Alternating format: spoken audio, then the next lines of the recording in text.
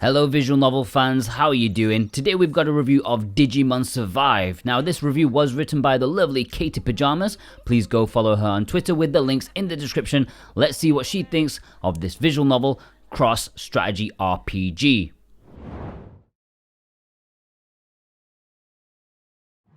Before we get into it, don't forget to hit that subscribe button and that little bell button. It will be the best thing you do today, I promise. As someone who grew up without cable, I didn't really get a chance to experience a lot of the TV shows and cartoons that my friends did. I missed out on watching a lot of things as they were releasing and felt really left behind when it came to talking about what everyone had watched the night before. Because of this, I missed out on growing up with Digimon. I knew what it was, I had seen Agumon and all the Digimon stuff in the stores, but knew nothing about the show nor what that little orange dinosaur looking thing was. In more recent years, I've picked up the games that have come out as well as some of the older ones that released but still haven't ever watched the anime or played any of the games until Digimon Survive. Digimon Survive is part visual novel, part tactical RPG, and when I heard visual novel I figured I would give this one a go and make it my first real Digimon experience. Digimon Survive has a story that revolves around high school students on a school field trip suddenly stumbling into an alternative world that's populated by monsters called Kemenogami. While trapped in this alternative place, they must fight and find a way back to their own world and get home to their friends and family with the help of their Kemenogami companions. While this was a game that was stuck in development hell for several years, I'm satisfied with how the final product turned out, so let's take a more in-depth look into this visual novel adventure and see what it's got going for it. Digimon Survive puts you in the shoes of Takuma Momozuka, a high school student going on a school activities camping trip with his friends during the spring break to a remote school where the goal is to study, explore, and spend time out in the local flora and fauna. While doing so, they end up stumbling into a tunnel that leads them to an old decrepit shrine where they find ancient writing about Kemonogami, or beast gods, inscribed on the wall. All of a sudden, they find themselves separated, mixed up, and sucked into another world, although they don't immediately realize this. This is where the story really begins, as Takuma and all his friends are forced to figure out how to survive in the harsh world they find themselves in. But luckily, they're not alone in this new place as Takuma immediately meets Koromon, a small monster who insists on protecting him while other monsters attack. Koromon then digivolves into Agumon and thus joins Takuma and the rest of his friends. While the whole group isn't all together initially, they eventually meet back up throughout the story, and almost every character has their own personal Digimon that serves the same role of personal protector. They are also joined by an elderly professor who stumbled into the other world with them, in addition to two mysterious children who are living in the alternate world version of the same school Takuma and his classmates were originally staying in. The rest of the story revolves around the group trying to figure out a way to get back to their home world, and how they can find someone in this Digimon infested world to help them do so. Digimon Survive actually has 5 different endings. Throughout the game, you'll be given karma-based decisions where you can select either a moral, wrath, or harmony choice that will raise that particular stat by 1 point. This will affect the ending you receive based on how high these stats are at one point during late game. You are given a choice of several different options, as long as the stats related are high enough, and depending on which option you choose, you'll be put onto the path to that ending. In addition to these 3 endings, there's also a bad ending, and lastly, the true or truthful ending. The truthful ending actually requires you to replay the entire game in a new game plus after receiving one of the previously mentioned 3 endings. I'm not a huge fan of that decision as it feels like a lot of extra work and repeated gameplay to get through to the true ending. Even with the skip read text option, it feels long. Basically, you're in for a lot of replay if you want to see the whole story and the real ending of the game.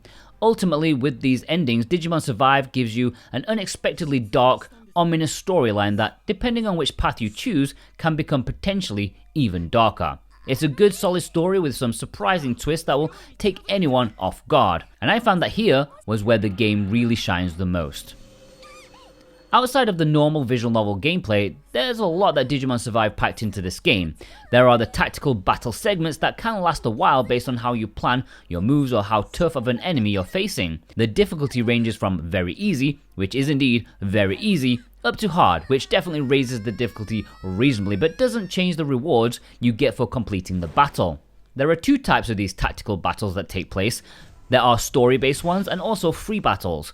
These free battles have the added element of being able to obtain new Digimon for your team.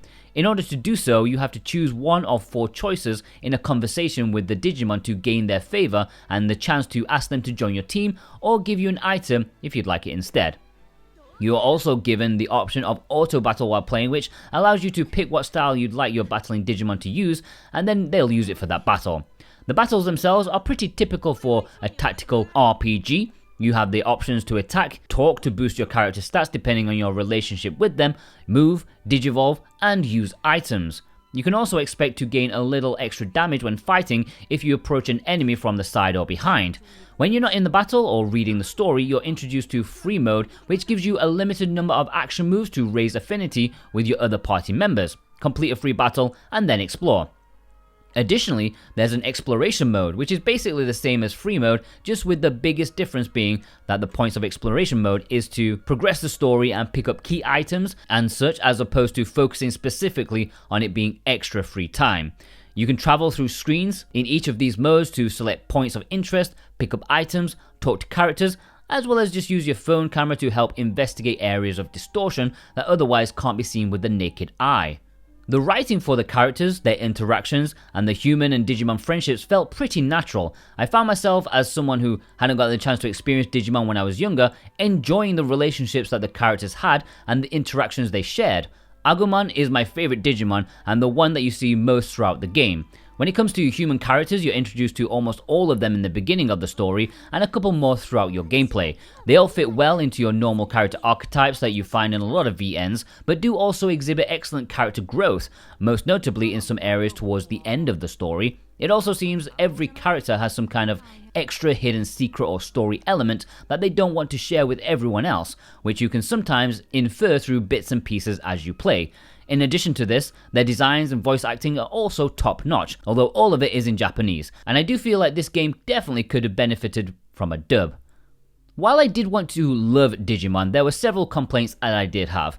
The story felt occasionally like it was slowed down to a crawl, and it would make it feel a bit like a slog to get through, with smaller segments feeling like game padding as opposed to real substance. A lot of character interactions that take place don't really have any effect on the story and felt thrown in for that extra gameplay time. In other words, it didn't feel like a story that kept a consistent momentum to capture and keep my attention.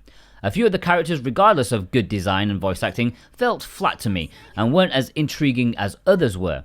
This definitely wasn't always true, as I really appreciated what was done with the writing here, but I didn't feel as invested in some of them. This was exclusively linked to the human characters as well, as all the Digimon felt like they had a personality and popped off the screen when featured.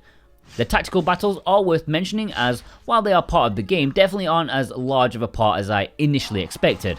Additionally, they didn't really feel that balanced in difficulty in some cases. I played 99% of the game on normal difficulty, while the other 1% was experimenting with other difficulties. They didn't feel as involved and in-depth as I think they could have been, and felt mostly to be on the easier side. Even when playing on the hard difficulty, I didn't feel like I was given quite a large challenge. On that note, however, the game does make it very easy to overlevel and make some powerhouse Digimon. As with almost every battle, free or story-based, you gain a level or sometimes multiple. Some of the later boss battles do become challenging, but it's all just a roll of the dice and depends on your personal opinion on what you would consider easy versus difficult. It's very obvious now that I've finished playing the game that it is first and foremost meant to be about the story, with the addition of the battles thrown in as a side element, as opposed to my initial thought of the game being more battle intensive. That being said, it comes as a more approachable game for those unfamiliar with tactical RPGs, as the mechanics are simple and easy to figure out. Overall, going into this game, I was both excited and intrigued. Excited for my first real Digimon experience and intrigued for the battles and story. Walking away from it, I like what they set out to do. For a game so largely focused on the story, it is a good one, and while I do have a couple of complaints here and there, it fits in well with similarly styled visual novels. Knowing what you're getting into ahead of time helps, and also doesn't raise expectations and leave anyone feeling that they aren't getting what they expected.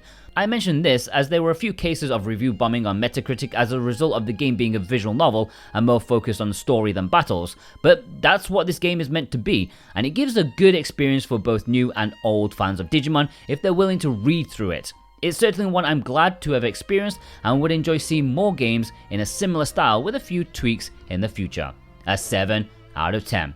Thank you very much to Katie Pajamas for writing this review. What do you think? Have you had time to play Digimon Survive? Do you agree with her thoughts? Please let me know in the comments. Be sure to subscribe, hit that bell button, and check out some of our other visual novel content. Take care.